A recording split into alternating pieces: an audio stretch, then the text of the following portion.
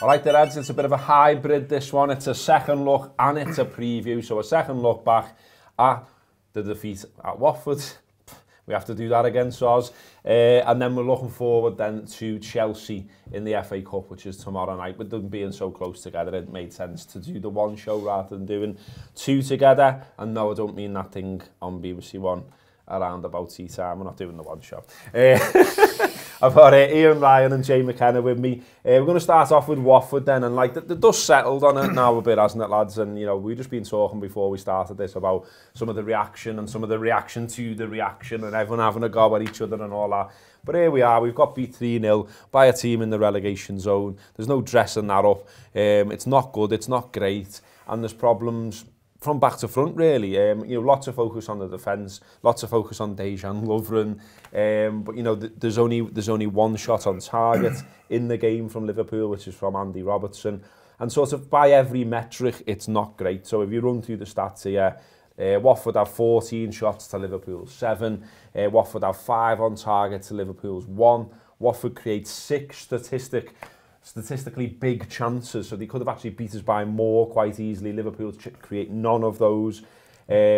Watford are putting more tackles in, Watford make more interceptions, Watford create more chances, and none of the Liverpool front three have a shot on target. So, like I say, lots of focus on the defence, but I mean, it was more than that, wasn't it? It was collectively, well, a bit shit, let's be honest. I think you'd struggle to pick a player out, Robbo, to be honest, who actually, you know, played to anywhere near the potential.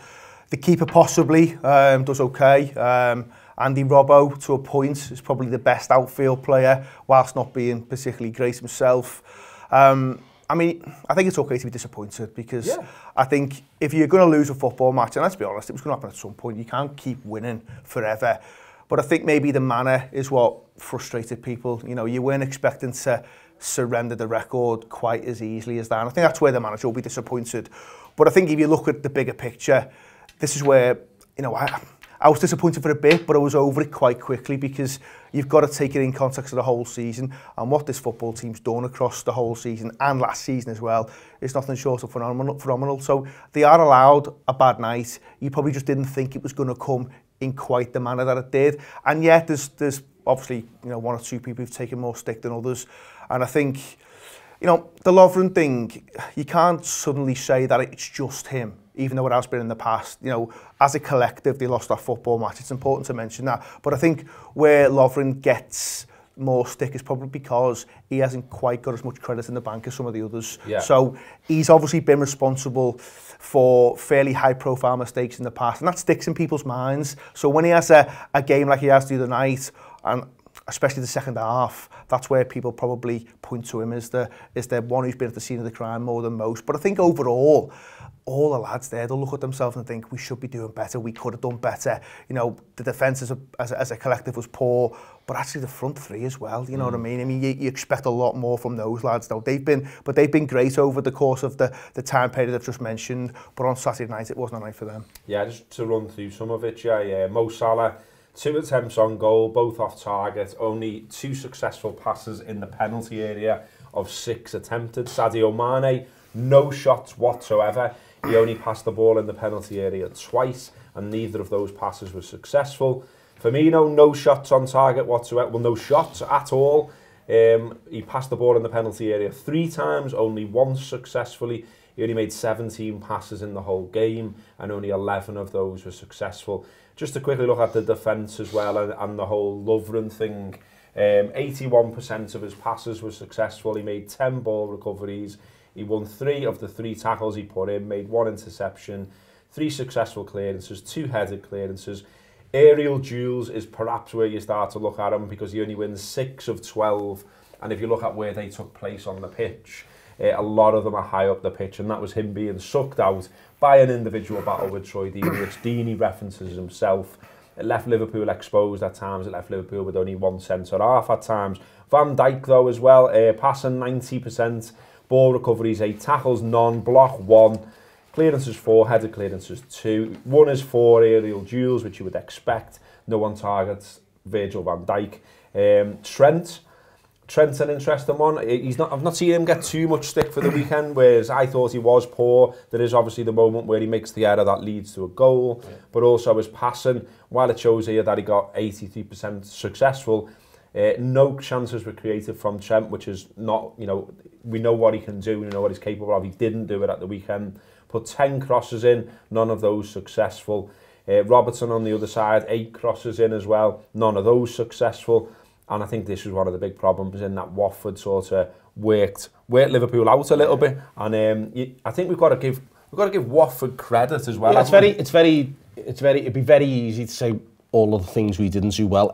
Watford executed their plan brilliantly, and there's lots of times we've seen teams come to Anfield particularly, but even away from home, try and play a certain way, and you've probably been thinking to yourself, and I heard it in the pub on Saturday watching the match, I heard the lads over my shoulder going, well, this will happen, these are trying to play a certain way. Liverpool will spend a half figuring it out. Klopp will tell them what to do at half time and they'll come out and do it. Well, he fucking didn't tell them what to do at half time, did he? And if he did, then he needs to have some words. And they executed it really well. And we see this, you see teams play for 40, 45 minutes, 50 minutes like that, and you think they're going to make a mistake, they're going to tire. But they executed it, brilliantly. I seen on the Athletic, Michael Cox, zonal marking was tweeting about the way they'd done things, fill back in, almost like a 6-3-1 at times, and they'd done it really well. They didn't make mistakes, and they took the chances.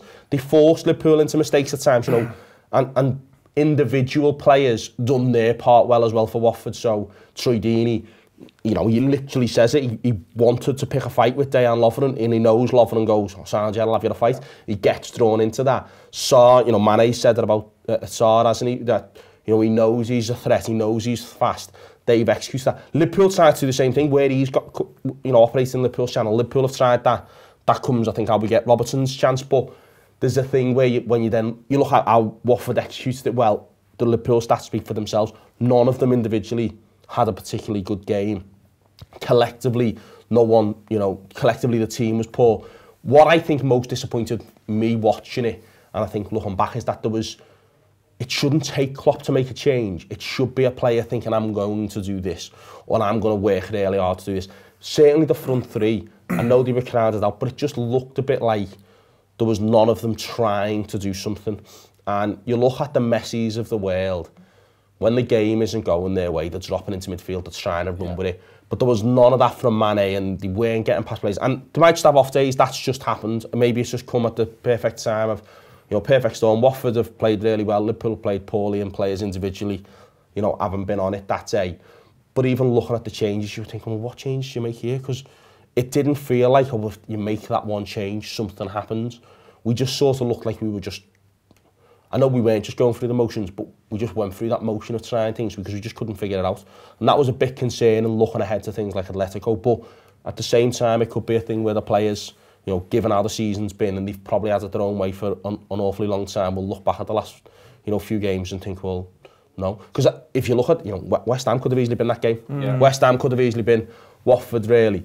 And teams in the past have had chances, and Alisson saved us and stuff like that. So it's almost been coming, and it might be a bit of a wake-up call for them. But those stats, I'd expect them all to be sat there in Melwood, today, after training, thinking about it themselves, talking about it to each other, and thinking about, what do we do? And I can easily say, we'll talk about Chelsea, but I imagine Bournemouth as well. I'd expect to see a bit of a response from the Liverpool players, and probably from the crowd as well. Yeah. What we have to get used to here as well is not only have we lost the game, but we didn't score. And that's another thing that we're not used to. And they'd scored in the previous 36 Premier League games, which is absolutely brilliant. Registered 104 goals in the unbeaten run. Is there any concern though? And I know there's the danger of being knee-jerk and just being like, we've lost the game, so there's now a problem. But when you look at who scored the goals in those games, in that run, it's Mane's got 27, Salah's got 24, Firmino's got 12. They're the only players in double figures. After that, you're looking at Van Dijk's got 7, Van Alden and Origi have got 5 each. And that's it, basically. Below that, Milner 4, Henderson 4, Keita 3, Oxlade-Chamberlain 3.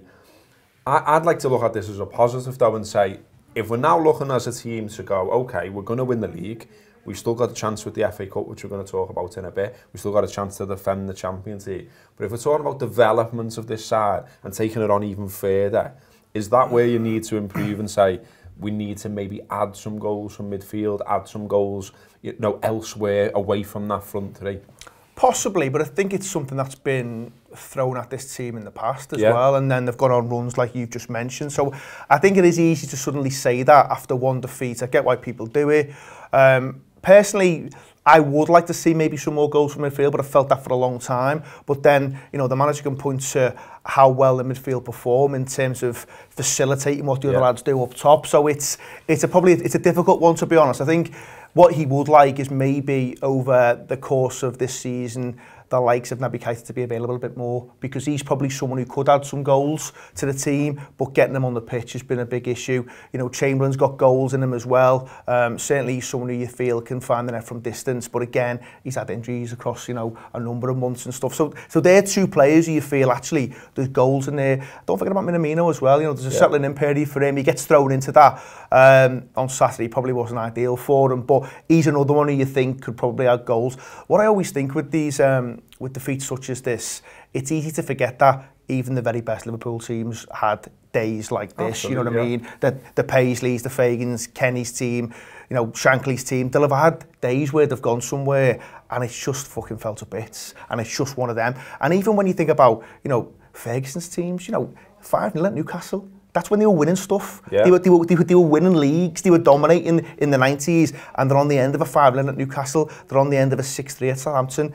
It can happen. It's not nice. You don't want to see it. It's frustrating. You can be angry about it for a little bit of period of time, but then you have to think about the bigger picture stuff. And, you know, at the beginning of the season, Robbo, I wasn't sitting there thinking, you know, what'd be great if we go undefeated. I was sitting there thinking, I want them in the league. Yeah. That was the objective. That was the primary objective. This Liverpool team will still go on and do that. It's important to remember that. We probably have been a little bit spoiled in recent months. So, you know, on reflection, yeah, be gutted, be disappointed. But once the dust settles, you know, you still know this Liverpool team's going to go on and win the league. We'll come on to the FA Cup a bit later. There's the Champions League thing as well. I think this was coming a little bit. I know the manager said it wasn't, but I felt it was coming a little bit. And sometimes this will spur you on. It's a kick up the arse you need. You know, they wouldn't be human if they didn't have off days. And I think, you know, you don't want it to all come at once where they all have an off day. But I think because they're so far ahead, you know, it can get into people's minds where maybe you're just a little bit under your normal, natural level. But when I pose a question for the manager, though, you've said there about midfield, and midfield was poor on Saturday, I thought. I think that's where, by and large, the game was lost. Because I think, you know, you're expecting an awful lot of your defenders to stop, you know, they shouldn't be creating that many chances. They should be cut out at midfield, and it just wasn't happening. The front three to feel like didn't get the support. That's not to say it was only them. I think everyone was generally poor. But if you look at that and think, well, okay, what's the change? I think we're the level we want Liverpool to be at now. And it's as easier said than done because you're asking players to come and be on the bench and stuff like that. But it's probably maybe why we're thinking about players like Timo Werner. You know, he should be the replacement for the four, and he should be trying to force one of the three out. Should be that Liverpool then can think, well, if Salah did want to go to Madrid or Barcelona one day, we can do that because we've got Werner and we bring in the next person. But it probably says something about the defenders as well. That, you know, behind, you know, Matip had played well, you know, last season, and we'd missed him when he'd been injured. But we've had problems across the back, and no Milner in the squad means the full-backs are just keep playing games. So I don't think it forces something, and I think there is, you're right, there's a danger if you look at this too much and think, you know, we're almost lucky and we're papering over the cracks, which we're not. But it will, I think, pose questions in the manager's minds of, well, okay, if he wants to give Trent a blow, if it's Van Dijk's fault on Saturday, and I think Van Dijk looked flat at times, if he wants to give Van Dijk a blow and Gomez is out, well, does he want to play Matip and Lovren? Well, no, probably not. Not certainly in the Premier League, certainly not in the Champions League, I suspect, unless he's forced to. So I think he'll be thinking, well, do we need another defender? Someone that can come in like Gomez and play full-back and play centre-half for me. Do we maybe need another midfielder that was a bit more of a utility player that can play across that three? And I think he'll be thinking like that now, thinking, well, they're my next signings. If there's a star available, you buy a star and you make them fight out for themselves, it'll improve all of them. But you maybe make to say that, well, this is my change for Wijnaldum, this is my change for Henderson at times, because it looked on Saturday when we were thinking about what the changes might be, partly because of bodies and injury and personnel, that you're thinking, well, who is that player when you're 1-0 down, 2-0 down? I think we should have went for it a bit earlier when we went 1 or 2-0 down, because I think that would have made Watford, you know, think differently. But it was that change. There was no one on the bench that you're thinking you can do this. Minamino, it's too early for him. Lallana as a change was a little surprising for me. Origi, he'll either have a big impact or he'll do relatively little, and there's no in between with him at times. So who is that change that Liverpool think about? Now, I think that's easier said than done, but I think that'll pose... The manager will be thinking that he'll look at these things because we are pretty close to perfection. Yeah. And Liverpool's thing should be, you know, we'll take this. We absolutely will take this. We're going to win the league. We look brilliant in all these other games. But he'll be thinking, well, how do I stop there being more of this? Because teams will watch that from Saturday and be thinking, that's what we do to try and, you know, try and frustrate Liverpool or beat them. But I think you can look at them and make the squad stronger. And I'm someone who always wants to add someone, do you know what I mean? I'm a firm believer in that. Even when you win stuff, you know, if you go across the great Liverpool teams across history, you always added, you know what I mean? Even no matter what, if you won stuff, you still add. And I think, you know, there's holes in that squad. Maybe that's harsh, but there's players in that squad who probably need to be moved on. So Shaqiri, for instance, you know, I'd have sold Lovren a long time ago. Forget about his performance against Watford. I'd have moved him on a while ago. To be fair, he wanted to go himself. And not necessarily just because of because, you know, he can play okay at times. When he's in a bit of rhythm, he can do okay. The problem with Lovren is he gets in his own head and he does the things that he shouldn't necessarily do, which is get dragged into a fight when that's the last thing he should do with Troy Deeney. But you've got Lovren and Matip there, two centre-halves who were just injured too much, so you can't carry them both anyway, so you've got to make a decision on one, and personally I'd rather it was Matip who stayed and Lovren went. So that's something the manager will have to look at. You can look at the Lallana situation. I'd probably move on Divock Origi as well, if I'm being truthful. Listen, he's given us some fantastic days and some fantastic moments, but that doesn't entitle him to stay forever, you know what I mean? I don't think he's particularly added a lot when he's come on this season, and I think Liverpool can upgrade on him. So there's definitely areas where the manager can look at it and go, you know what, we can be even better next season. But if we look at this season, as I say, none of us would have dreamt the run we've been on. There's a reason why no one's ever gone past 18 games, by the way, because it's fucking really hard to go win 19. Do you know what I mean? It's hard, and at some point, you've also, Jay mentioned at the very beginning, give Watford a bit of credit as well, because they're fighting for their lives and they're a good side. I know that they hit the bottom, but they came to Anfield and they gave us a bit of a scare that day, I thought, as well. Probably unlucky to get beat on the day.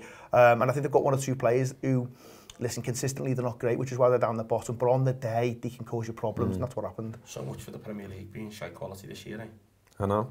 But Klopp said after the game, I see the defeat as rather positive. From now on we can play free football again. We don't have to defend to try to get records. We can just try to win football games again. And Liverpool have got one tomorrow night against Chelsea in the FA Cup. We're going to switch over now and talk about that game. But as a nice way to do that, we've got Mo Stewart taking over on the tactics board. He's going to tell you now what he thinks Chelsea might do in this game. Okay, so let's look at Chelsea versus Liverpool from a tactical standpoint. Actually, I want to concentrate mostly on Chelsea for this because they've made a few quite big changes over the last few weeks, which seems to have helped the personnel they have, but could also give a clue as to how to beat them. Now, they've gone to a 3 at the back over the last few weeks, and Bayern Munich aside, it's mostly worked out well for them. Marcos Alonso operates a lot better when he's playing with 3 centre-halves behind him, and Reece James has been able to get up and down quite well on this side. You notice as well with the difference between having Giroud as the strikers to Abraham, rather than having the wider forwards who are going to attack down the outside and put crosses in, you've got Mason Mount and Willian or Pedro, who have been trying to get closer to Giroud and almost allow this to become a bit of a midfield 4, which gives these passing guys here in midfield a little bit more of an option. And when they're trying to play out from the back, it does give them a few more easier angles. So I'd expect them to go mostly with this team for this game against Liverpool. There is a question mark about the goalkeeper, but I'm sure the lads will be covering that in the second half, so I'll leave that out for now. In central midfield, I'd very much expect Jorginho to play. He's suspended for the next 2 Premier League games and the Champions League. The guy who plays alongside him is an interesting one, though. Barkley has played well in recent games and he could be getting the nod, but I wouldn't be surprised to see Ruben Loftus-Cheek come into this one. I suspect that he is ready and fit to play a full game, and the extra legs you get from him and tackling ability might be something that Frank really leaks for in his central midfield too. So how does that affect what Liverpool are going to do? Well, I suspect what it will mean is that maybe the risk, the threat to play Minamino as opposed to Firmino might be lessened, because if you've got someone who's going to be more of a false 9 than an attacking 9, going up against 3 centre-halves, it's going to be quite easy for them to kind of marshal him. So it might be that you've got a Firmino or maybe even a Origi playing centrally, who becomes more of your typical threat and allows these guys to go stretch out wide. Now, what we're going to hopefully be doing in this game is we're going to be putting loads of pressure on Reece James here, because he's got Azpilicueta behind him, who's been making quite a few mistakes recently. So if we can cause him to keep there rather than going up here, that's going to mean that these midfield two have got a lot of room to cover, and hopefully means that our midfield three will be able to dance through and cause merry hell. Okay, nice one to Mo there, great stuff. So the Reds in the 5th round of the FA Cup against Chelsea on the telly. And for Chelsea, it's probably their last chance of silverware now, isn't it? Because after getting beat 3-0 to Bayern, you would say that the Champions League's probably gone. They're not doing anything in the league. And it still feels like it's a little bit like, you know, Lampard's on trial as manager here. And it's interesting that he's being asked about this game and he said, I want to cement and go for victory. It's Liverpool. Our fans are coming in the FA Cup to try and overturn the best team in the land. It doesn't mean I might not change a couple of people. There might be something for freshness of legs or a couple of different options. But I won't pick a team to casually give minutes. I'll treat it like I would any Premier League game. That obviously sort of has a knock-on effect for Liverpool, maybe. I mean, I think a lot of people, even looking at the odds on this one, the odds are actually slightly favouring Chelsea at the moment, and I wonder when the bookies are doing that, whether they're thinking, well, Chelsea are going to go really strong, Liverpool are probably going to play a younger side, because that's what they've done so far in the FA Cup. Do you think any of that shifts because of what's happened at the weekend, or that we've got Bournemouth this weekend coming, a side we should beat, but then we thought we should beat Watford? I mean, I just wonder what you made of the sort of dynamics of this tie now. I think it might do. I think you wouldn't be surprised if 1 or 2 players who've played against Watford are knocking on the manager's door saying, I want to go again here. Yeah. I want to put it right. But I think... 11 of them. But I mean, I think he was always going to play a different team against Chelsea. Now, I'm someone... you'll have seen Phil Blundell on Twitter, who's been banging the drum for playing a strong side. I'm probably more in that camp, to be honest. I want to take it seriously, Rob. I've said to you before, we did a team talk show the other day on Friday. You know, let's go and try and win it. You know, how often do you get a chance to win doubles or trebles? It doesn't come along that often. And I think Liverpool should be taking it seriously. Now, I get the need for maybe tweaking it a little bit. And you do think he's going to play Adrian, for instance. You know, there's an argument for Curtis Jones, Williams, a fullback. But other than that, I'd want to be seeing, you know, 6 or 7 of what you'd call the big hitters. But where the bookies have maybe framed that, it probably is around the fact that they've looked at Liverpool's previous rounds and gone, they're playing loads of kids, they might do it again. So that's why we'll put Chelsea as slight favourites. But I want to be taking this very, very seriously. We've already gone there, obviously, Jay, in the league and beat them. We beat them in the Super Cup, although it was eventually on penalties. Chelsea in the FA Cup, they played a pair of championship sides, beat Nottingham Forest 2-0 at home, beat Hull 2-1 away. Obviously, this is a little bit different for them, whatever side Liverpool put out. But they've had a bit of a problem at home, 5 defeats in the Premier League and losses, obviously, in the Champions League and League Cup as well. Drew 2-2 at the weekend with Bournemouth as well, which is not ideal.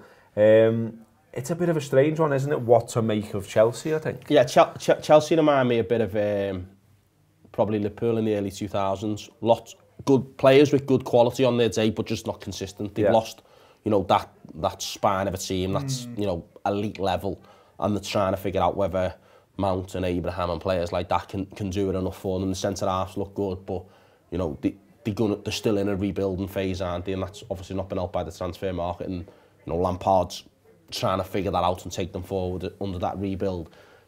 I watched them a bit at Hull, and they looked all right, but they were got at by Hull. They didn't look confident. Partly maybe players come in and you know they don't know how to approach it. Whereas the players Liverpool will bring in have played in or around the first team. I think it's likely to be a half and half kind of team for us. But I think you'll see them. You know they will want it, but there is a thing of even their players they bring in. You know their spine of whatever team they put out. You know I'd expect Liverpool's spine to probably be stronger or to be better quality. So it will just come down to it on the night. It'll be curious because Chelsea might also be thinking about the Champions League. They might be thinking about being back into the being in the Champions League again. Not going to win it, you know, nowhere to go in the league now, so they're thinking, well, we've just got to concentrate on making sure we can be top 4 or being in or around for top 4, particularly if Man City are banned, because it's tight in and around them positions. So Lampard will want to make changes, but he's got a few injuries anyway. So what will they do? Up front without someone like Abraham, he says, watch this now, but they haven't really looked like a major threat from forward. So what will he try and do? How will he try and replicate that? Williams a good player from midfield. They've got good midfields. Barkley can score goals, but they didn't really look against Hull that much of a threat from certainly from the forwards when Batshuayi was playing and stuff like that. So I'm really curious to see what Chelsea do at home.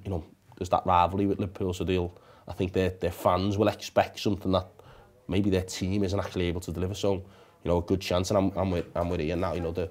The results, the chance of going unbeaten's gone, so now it's on us to try and win as many trophies as possible. So I think you'll see a stronger Liverpool team and players, as you say, knocking on the manager's door saying they fancy it. He's got some problems, hasn't he, in terms of, like the keeper situation's been a bit mad. Like there's talk that, Kepa might get thrown back in for this one, just because you've got to try and rehabilitate him at some point, but whether this is the game to do it is another question. You got players like Zuma, Rudiger, Barkley and Batshuayi, as Jay mentioned, all maybe candidates for this game. In terms of injuries, they have got a few: Pulisic, Kante, Abraham, Hudson-Odoi, they're all out, or certainly out as we expect at the moment anyway. And yet when you look at the side, I mean, Willian, a threat, but there's not loads there, isn't there? I mean, once upon a time you were looking at Chelsea and thinking, you'd have him, and you mean, they were... But this is a weird period for them, and a weird Chelsea side, and weird almost to think about how this game might go. I mean, I said that the bookies have marginally got them favourites, but it is only marginally. I think, recently he's gone back to Giroud, hasn't he? Which he didn't want to touch Giroud beginning of the season. Yeah. He stayed well away from him. And he was just dropped from the bench, but he started the last couple of games. Now the problem with Giroud, he hasn't got the ability to play consecutive games too often because of the age he is. He probably maybe looks to them for maybe an hour.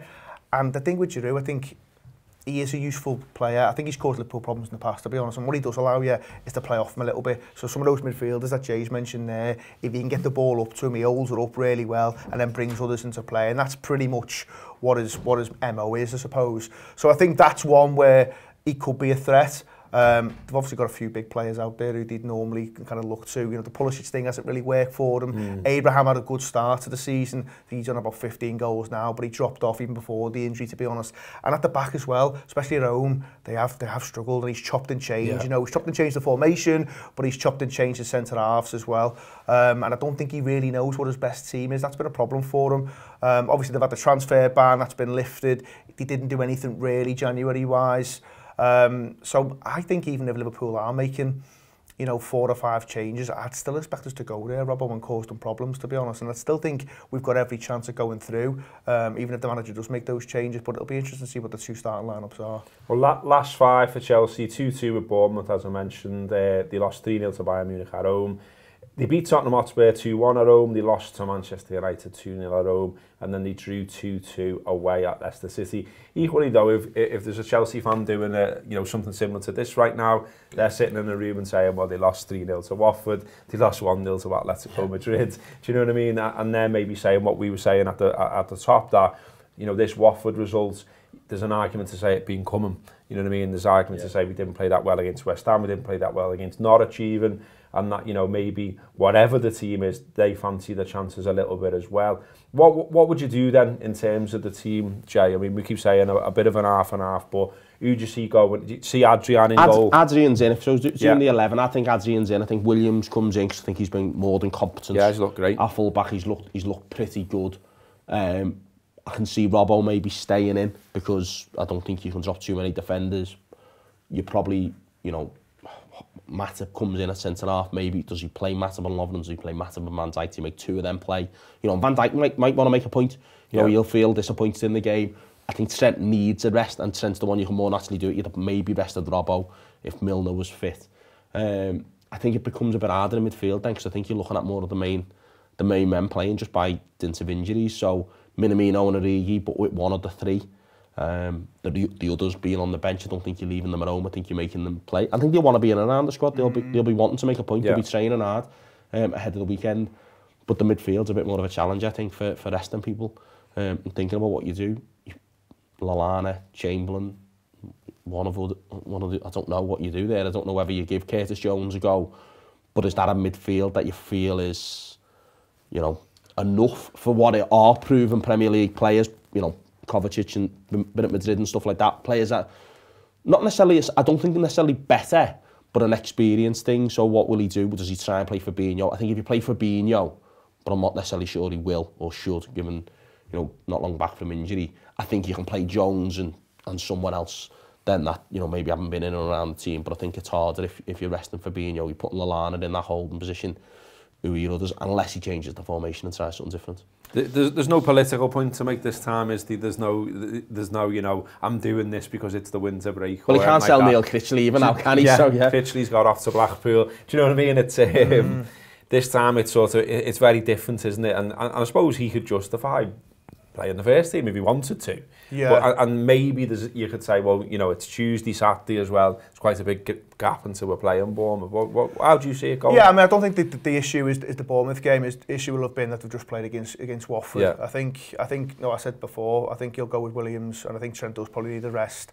I'd play Van Dijk, absolutely. I think he's already with Mata. Yeah, absolutely. Yeah. I mean, I don't think Gomez is going to be fit, but he might be. So we don't know some of this. We don't know yet. Yeah. I think he's already had the conversation with Adrian to say that you're playing all the cup games, so that's a given for me. Robertson, yeah, I'd keep him in there. The midfield is the tricky one because you don't know where we are with injuries. So is Keita suddenly available? If he is, he probably plays. You know, is Milner? Milner was a little bit ahead of Henderson in terms of his fitness. So if Milner's available, he probably plays. I think Curtis Jones probably warrants a start because of what he's done in previous rounds. And I think it'll be really difficult for the manager to sit him down and say, listen, you're not going in this one. You know, you could almost argue that he deserves it based on what we've just seen at Saturday. You know, he probably does need to freshen up a little bit in the middle of the park. I'd go strong up top. I probably would have a little look at Minamino, but I'd be saying to Salah and Mane, you're going again with a point to prove. I probably wouldn't play a shot Origi today, lad. Yeah, I probably wouldn't play Origi, to be honest. I've not seen anyone near enough from Origi this season when he's been given a chance to suggest he gets to go again. I was really disappointed in his other performances in the FA Cup this season as well. I don't think he's really kind of lived up to the degree that we know he can be, you know, when he's on his game and stuff. So I'd go with two of the front three and then maybe put Minamino in there as well. And I think that would give us enough. I think, you know, where Chelsea do struggle sometimes, it is in and around midfield. You know, they haven't particularly got loads of mobility in there without Kante and stuff. So I think if he goes with 6 or 7 of the first team with a few, you know, kids put in there as well, I think it'll be enough for us, Robbo, to get through the tie. Give us scores then, lads, to finish off. 2-1, Liverpool. Yeah, 2-1, Liverpool. That'll do us. 2-1 to Liverpool would be brilliant, wasn't it? There will be post-match stuff as usual. It will be likely free as we have continuing problems with our website, as we keep saying on all the shows. So right now, all the stuff, audio and video, is free, is out there. Please do share it as well, because it's an opportunity to do so. Thanks for continuing to support what we do as well through the problems. We know they're frustrating. They are for us as well. That has been the preview show and the second look all together in one. Thanks to the boys. Up the fucking Reds.